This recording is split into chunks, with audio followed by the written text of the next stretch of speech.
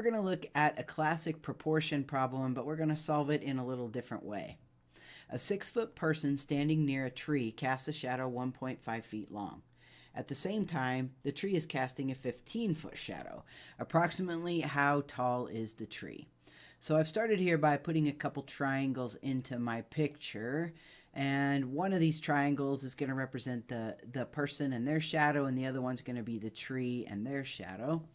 But I wanted to just talk about, I'm using PowerPoint here, but any of these kind of programs, you can duplicate a shape. Matter of fact, I'm going to do that again, right? I can choose this shape.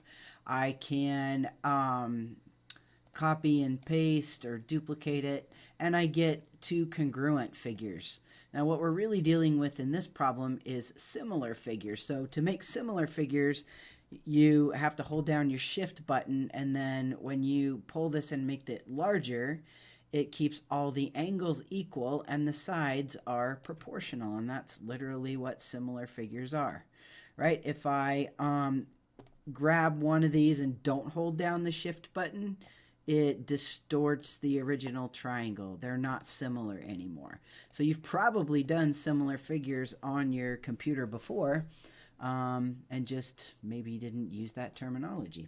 All right, so let's take a look at this problem. Let's put some numbers in here and see what's going on. Now, in these kind of problems, we're assuming that the man and the tree are on the same kind of a hillside, or they're both on level ground, or they're both on a hill.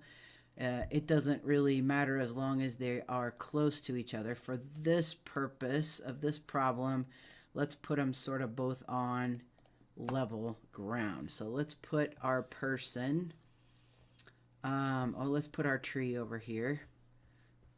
And that tree is casting a shadow down here of 15 feet, 15 foot. And then we have our person, which would be our 6-foot person. Oh, my great art there. 6-foot person casting a 1.5 foot shadow. Now this isn't really to scale, is it? I could fix this a little bit if I wanted to make it a little more to scale. There we go. That's probably better. I mean, it doesn't have to be perfect to solve it, right? But all right, there we go. I made these triangles a little bit closer to what they might look like. So now what we want to do is we want to approximate the height of the tree. So we'll put an X here for the height of the tree. Now, a lot of times you'll see people set up a proportion. This is to this, is this is to this. I'm not going to do that in this video. What I want to talk about is scaling factor. So when we make one triangle bigger than the other one, the sides are proportional. So what that means is that each of these sides is a certain times bigger than its corresponding side. So these two sides correspond to each other right here. The shadows correspond to each other. The heights of the person and the tree will correspond to each other. So this 6 corresponds to that. And then the longest sides of the triangle will correspond to each other as well. We're not interested in those right now. So what we want to know is, what would I have to multiply 1.5 by to get 15? This is called the scale factor. So let's just put an S in there and say that's the scale factor. And these two numbers aren't too hard, so you might be able to just tell what they are.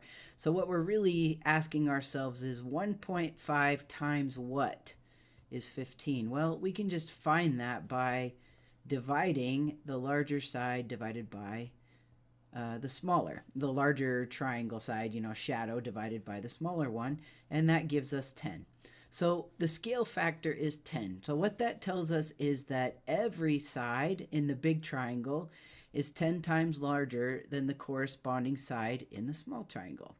So we can easily estimate the height of our tree by simply multiplying the height of the person times 10, and we get approximately 60 feet as the height of our tree. So this is another way that you can solve these kind of problems using a scale factor.